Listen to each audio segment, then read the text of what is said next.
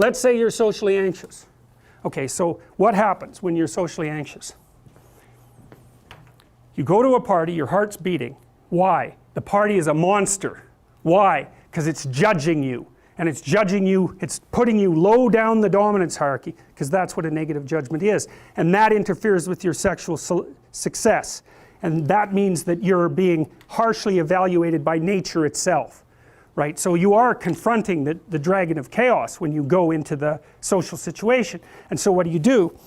You're like this, right? You hunch over, and that's low dominance. I'm no threat. It's like, well, that's not going to get you very far. You know, but that's a logical thing to do in the face of a tyrant. So I'm no threat. You know, you look at the king and you're dead. I'm no threat. I'm hunched over. And then what's happening internally? What are people thinking about me? What are people thinking about me? Am I looking stupid? Am I looking foolish? Geez, I'm awkward. I hate being here. Man, I'm sweating too much. It's all internalized, right? It's all self-focused. The eye isn't working. What do you tell people? Don't stop thinking about yourself, because you can't. It's like, don't think of a white elephant. White elephant, white elephant, white elephant. You can't tell someone to stop thinking about something because they get caught in a loop. What you do with socially anxious people is you say, look at other people. Look at them, right? Why? Because if you look at them, you can tell what they're thinking. And then unless you're terribly socialized, and some people are. Some people have no social skills, and so the reason they can't go to a party is because they don't even know how to introduce themselves. Like no one ever taught them how to behave. And so they're really good candidates for behavior therapy, because you walk them through the process of how you actually manifest the procedures that are associated with social acceptability. But most people aren't like that. They have the ability.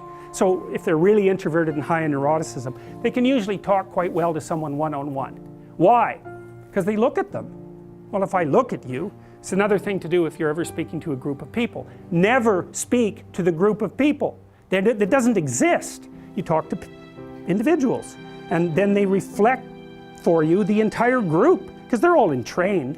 So you look at one person, they broadcast to you what everyone's thinking, and you know how to talk to one person. So it's easy. So as soon as you focus on the person, not you, you push your attention outward, use your eye, you push your attention outward, and you start watching, well, then all your automatic mechanisms kick in, and you stop being awkward. Because if we're talking, and I'm looking here, I don't know what you're going to do next, and I'm going to put disjunctions into they're like bad chords in the melody of our conversation. And the reason is I'm not paying attention. So that's why the eye is the thing at the top of the pyramid. It's like the thing that enables you to win the set of all possible dominance hierarchies is the eye. Pay attention. Pay attention. That's the critical issue. That's why the Egyptians worshipped Horus. That's why Horus was the thing that rescued Osiris from the depths. It's the capacity to pay attention. What do you pay attention to most? What your right hemisphere signals as anomalous. It attracts your attention. It's like, this isn't going quite right. I'm not looking at that. Wrong. That's what you look at. That's what you look at. What's not going right, because that's the terrible monster that might eat you, but it's also the place you get all the information.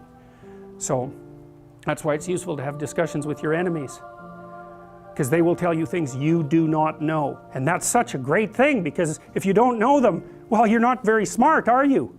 You know, there may be a time when you go somewhere that's the thing you need to know. And maybe your enemy will tell you why you're such a fool, you know, and a bunch of other things that aren't true too. But even one thing that's accurate, it's like, yeah, thanks very much, man, maybe I'll do some work on that, and I won't have to carry that forward. So, and then that's part of the reason, again, why the terrible predator, it's always the terrible predator that has the gold. It's like, it's the person who delivers the message you do not want to hear. So it's rough, but it doesn't matter. Life is rough.